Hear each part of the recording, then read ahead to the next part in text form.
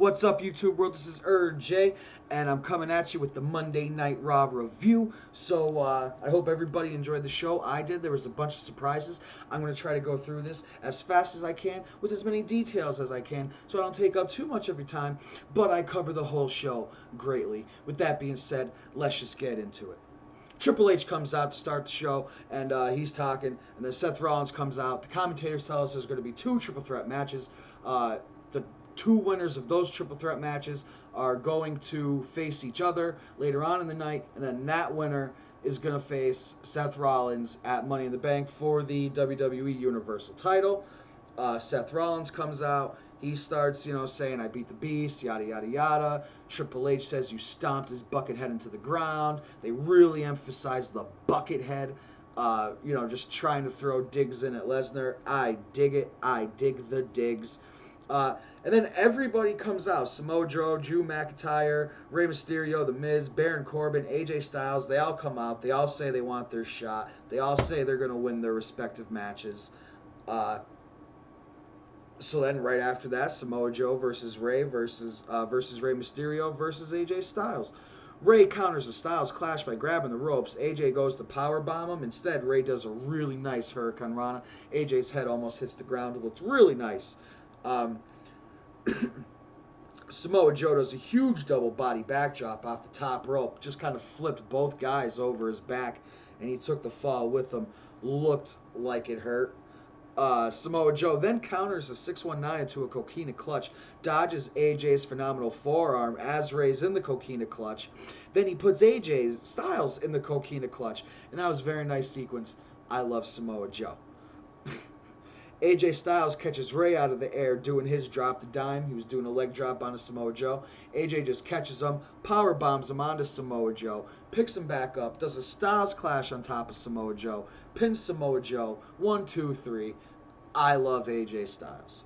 That was also a really good sequence. Then Naomi comes out, and I love Naomi. Naomi. And she's going to be facing Billie Kay. And the Iconics have come out, they're talking, and they had a really weird moment. Billie Kay said, I have your back, and Peyton Royce said, I have your back, and they looked at each other. Puppy dog eyes. Real weird. And this was a real short match, but Naomi gets the win. So I freaking love that, because Naomi should always win. Not always. For the most part, she should win, though. Corbin, Miz, and Drew McIntyre in their triple threat match. It was a way better match than I thought it was going to be. And Drew hits the Claymore kick, but Corbin throws him out of the ring, and Corbin wins. Gets the pin on the Miz, basically capitalizing on Drew McIntyre's dirty work. And I bet you a lot of people were mad at that. They were thinking Drew McIntyre was going to win. But WWE said, no. Corbin. And I don't mind that. I'm a fan of Baron Corbin. I'm in the minority. I understand that. I'm also left-handed. We're only 10% of the population. I'm used to being in the minority. So, whatever. And then, now they're the Viking. Oh, I'm sorry. Getting ahead of myself. That's a surprise. Cedric Alexander debuts versus Cesaro. And Cesaro reverses a through the ropes DDT into a suplex, because that's what he does. And, it was a great debut, but Cesaro ended up winning with the super European uppercut as Cedric Alexander was coming off the top rope to do some kind of move. And Cesaro's the man. I kind of wish he did one of the swing. He probably could have swung Cedric Alexander around like 100 times. Also, before this match, I'm sorry, my notes skipped on me. Sami Zayn comes out and cuts a promo showing pics of himself at different places. And he's so happy, he has this huge smile. And he's like, have you ever seen such unbridled joy? And he says when he came back, he realized he just really hated the fans. And I felt that, even though I am one. A lot of these fans are just a-holes. Give the rest of us a bad rep. So I agree, Sammy. Good for you. And now they're the Viking Raiders. Last week, they were the Viking Experience. Now they just took the Viking Experience, mixed it with the War Raiders, sorry, And now they're the Viking Raiders. Make up your mind, WWE. Make up your mind. Make up your mind. Come on. Come on. You're killing me, Smalls. You're killing me. And they just squashed Lucha House Party. Like, it was like a 4-second match. Becky Lynch comes out and cuts a promo. Lacey Evans interrupts her. I love Lacey Evans. And she cuts a promo on Becky. And then it was Becky versus Alicia Fox, the Disarmer, for the win. And then as soon as Alicia Fox tapped out, Lacey Evans came in and bow with the woman's right to Becky Lynch's face. Pow in the kisser. And then as Becky's getting up, pow with another one right to the kisser. Good for you, Lacey Evans. I don't think you're going to win your match, but I'm so happy that they're letting you do this right now. And then Robert Roode,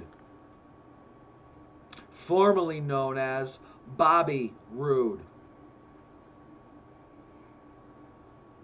And now he has a porn stash. He cut off his goatee. Now he has a porn stash. And if he didn't look like Rick Rude before, he sure as hell kind of does now. Just saying. And no, they're not related. But I do like the Rick Rude theme going on. It's just a tad weird. The commentators were having a little fun with his mustache too. And he was facing Ricochet. Robert Roode versus Ricochet. And Robert Roode got the win. I don't know how I feel about this. Because it was Ricochet's first single match since the draft. So now you just had him lose, making him look only good in tag team matches. Robert Bobby Roode hasn't won a match in who knows how long, right? Now all of a sudden he just gets a win. What? It cutting his goatee off, make him more aerodynamic? I don't get it. I don't get it. I mean, I do get it, because, you know, they're trying to rebrand Bobby Roode, and, you know, you got to start somewhere. But, like, why Ricochet?